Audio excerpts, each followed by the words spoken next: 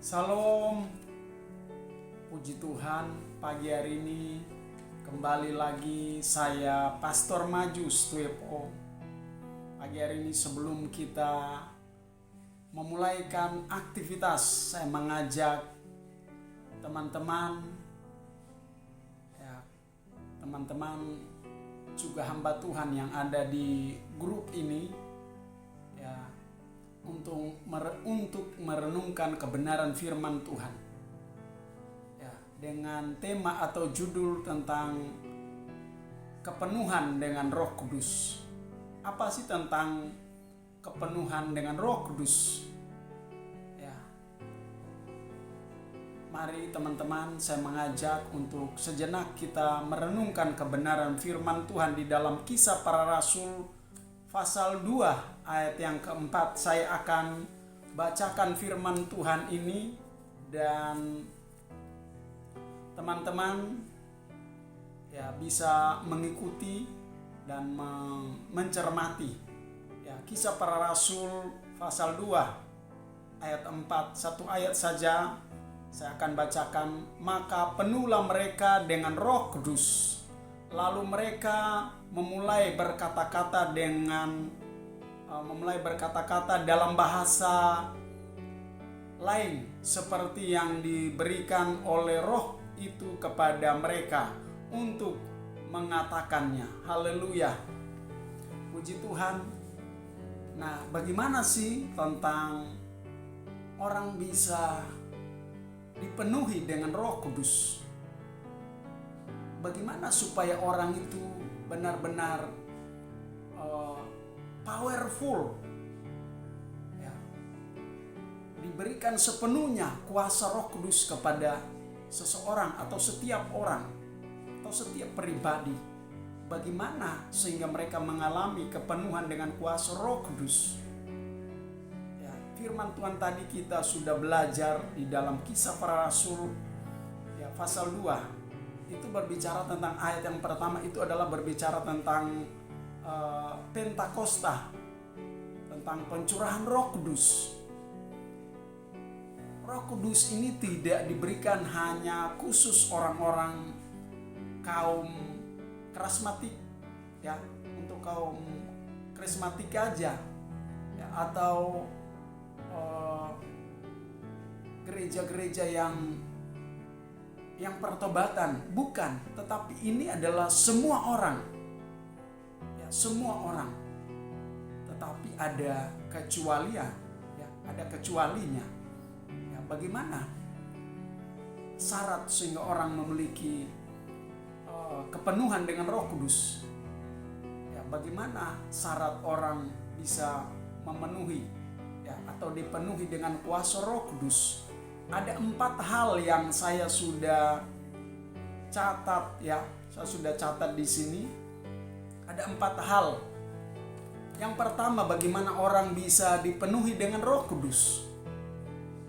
Hal yang pertama adalah menjaga sikap hati.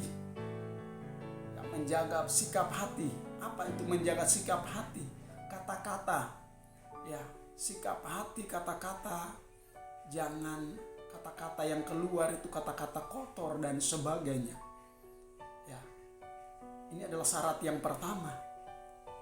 Bagaimana orang itu dipenuhi dengan kuasa Roh Kudus?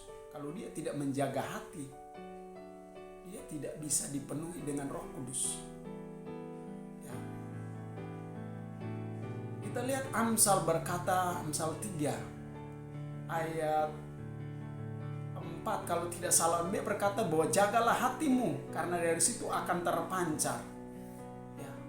Dan ini benar, kalau orang tidak menjaga hati, bagaimana Roh Kudus itu ada? Sekalipun dia pendeta, sekalipun hamba Tuhan, dia menyampaikan firman Tuhan, tetapi cuma menjadi kudus hanya di atas mimbar, cuma hari Minggu, lalu Senin sampai Sabtu itu tidak kudus. Bagaimana dia dipenuhi dengan kuasa Roh Kudus? Ada banyak orang dia berkata firman Tuhan hanya tentang teoritis saja, tetapi ketika dia menghujat. Ketika dia khotbah di atas mimbar, dia menghujat. Orang berbahasa dengan bahasa roh saja dia menghujat. Wah, beraba-raba dan sebagainya, dia mulai menghujat. Itu dia sedang menghujat Roh Kudus. Dan berapa kali saya menemukan pendeta mendoakan orang bukan sembuh tapi mati. Kenapa? Karena dia tidak sadar. Dia seorang statusnya sebagai pendeta atau sebagai gembala atau sebagai penatua, tapi banyak dia menghujat sesama kita. Ini hati-hati, saya katakan hati-hati. Engkau bukan mendoakan orang sembuh bahkan mati. Itu pertanyaan. Itu mengoreksi buat pendeta, itu mengoreksi buat hamba Tuhan. Supaya hentikan menghujat, hentikan mencemooh ya orang-orang yang dipenuhi dengan kuasa Roh Kudus. Hentikan dan bertobatlah kalau pendeta demikian. Ini jujur saya temukan di lapangan seperti itu. Bahkan saya sudah sharing ya. Jadi saya sharing ada beberapa teman-teman hamba Tuhan yang saya dapat di lapangan itu, ada beberapa oknum seperti itu. Ya, semoga mereka menyaksikan siaran ini dan bertobat kalau sering menghujat Roh Kudus, sering menghujat sesama, itu bertobat. Itu yang pertama. Kedua adalah tentang menjaga kekudusan. Menjaga kekudusan. Terkadang sebagai hamba Tuhan, saya jujur juga mengoreksi firman ini juga mengoreksi saya. Kita terkadang sebagai hamba Tuhan merasa hebat. Ya, yang kita sampaikan firman Tuhan di atas mimbar itu hanya teoritis, hanya teori aja, tapi prakteknya nol. Ya, tidak menjaga kekudusan. Waktu marah, meluap itu emosional. Bahkan kata-kata tidak lagi dikontrol. Alkitab mencatat bahwa ketika kita memilih ya penilik atau penatua atau pelayan-pelayan Tuhan, janganlah orang baru bertobat ya, sehingga dia tidak mengontrol dirinya, emosinya ya. Dan ini tidak menjadi teladan, tidak menjadi panutan yang baik ya. Janganlah orang baru bertobat kita pilih.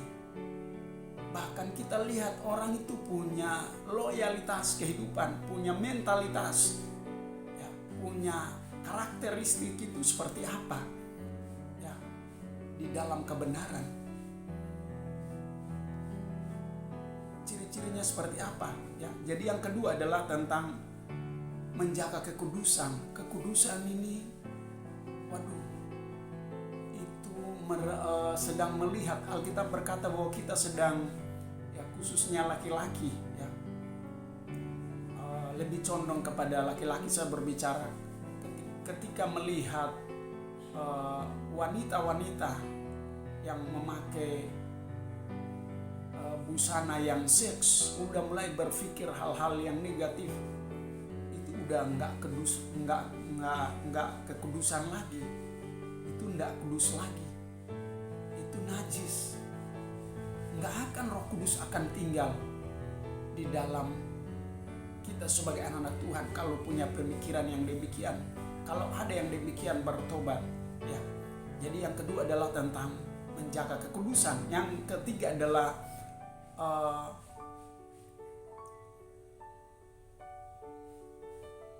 adalah mulai berbahasa roh ya, mulai berbahasa roh ya, bernubuat, bahkan karunia-karunia menyampaikan firman Tuhan dengan berani. Jadi yang ketiga adalah mulai berbahasa roh. Firman Tuhan berkata bahwa bangsa Israel ya, mulai mereka berbahasa roh, berbahasa lain, berbahasa lidah ya, atau berbahasa roh. Bahkan mereka dengan berani untuk menyampaikan firman Tuhan. Kita lihat Rasul Petrus, Yohanes ya. Bahkan orang akan para ahli-ahli Taurat akan menangkap mereka dan mempenjarakan, bahkan membunuh. Mereka tidak takut karena mereka penuh dengan Roh Kudus. Mereka kepenuhan dengan kuasa Roh Kudus. Kita lihat Rasul Paulus juga demikian, setelah dia bertobat, dia penuh dengan Roh Kudus. Sehingga dia tidak takut mati. Karena itu dia menulis firman Tuhan, dia berkata, bagiku hidup adalah Kristus dan mati adalah keuntungan. Wow, haleluya. Ini seorang dunia sekuler tidak mungkin berkata demikian. Kenapa? Karena orang dunia berpikir hal-hal duniawi. Tetapi Rasul Paulus yang tadinya menjadi pembunuh pengikut-pengikut Kristus, saat ini setelah dia bertobat, dia mengubah paradigma, dia mengubah mindsetnya untuk sesuai dengan kebenaran. Dia penuh dengan Roh Kudus sehingga dia berkata, bagiku hidup adalah Kristus dan mati adalah keuntungan. Artinya selama dia hidup di dunia, dia memberikan buah, dia memberikan hidupnya buat Tuhan. Sehingga waktu dia mati, dia percaya bahwa kediamannya Tuhan sudah siapkan. Haleluya. Ya, itu yang ketiga. Dan yang terakhir adalah punya mujizat.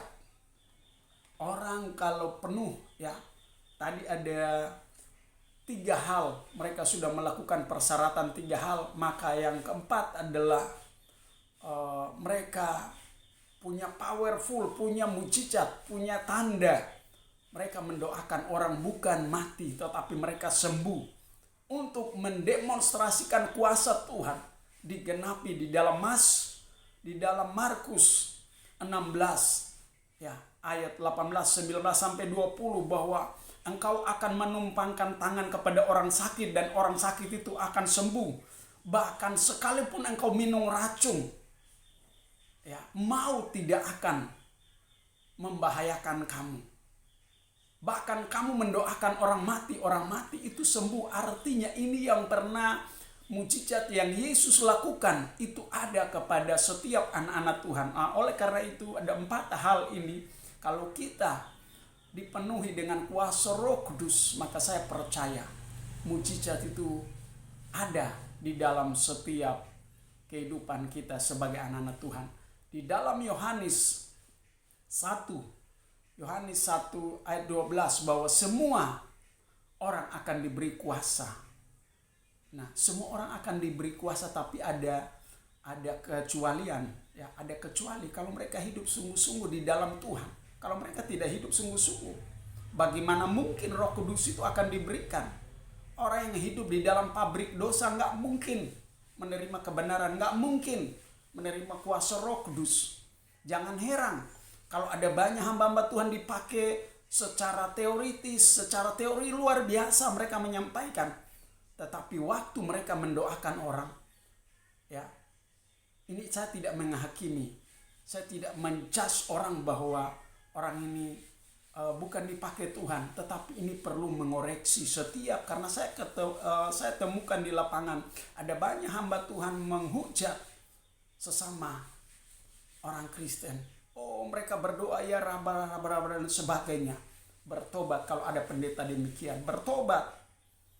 Ya, engkau sedang menghujat dan waktu engkau mungkin dilihat orang bahwa engkau pelayanan hebat, tapi ingat firman Tuhan berkata dalam Matius pada akhir hidupnya, Tuhan berkata, aku tidak mengenal kamu, enyalah dari hadapanku. Engkau pembuat kejahatan. Pembuat ini perlu garis bawahi. Perbuatan kita memang dikatakan pendeta atau penatua atau pengerja di gereja, tapi Tuhan nanti pada akhir hidupnya dia berkata, enyalah dari hadapanmu, engkau pembuat. Pembuat berarti kehidupan kita itu selalu membuat kejahatan. Mungkin kita berkata, saya seorang pendeta, tapi hati-hati, karena itu perlu koreksi. Saya juga, firman ini mengoreksi saya. Baik firman Tuhan pagi hari ini sebelum kita beraktivitas, semoga firman ini memberkati teman-teman hamba Tuhan yang ada di grup ini. Hamba berdoa untuk teman-teman yang ada di luar negeri, yang ada di Malaysia, di Singapura dan di Kuala Lumpur, Jakarta, ya, juga Pak Sudin yang ada di Bangka Belitung, ya, Ibu Mary, Bu Lasma, ya, di Semarang, dan di NTT, di Papua, dan di Maluku Utara, Sulawesi Utara. Hamba berdoa semoga firman ini memberkati. Saya akan berdoa, Bapa terima kasih Pagi hari ini kami sudah merenungkan kebenaran 4 hal ini. Semoga apapun yang kami kerjakan Tuhan memberkati. Dan siapapun yang menyaksikan, dia diberkati dan firman ini bisa mengubah hidup kami.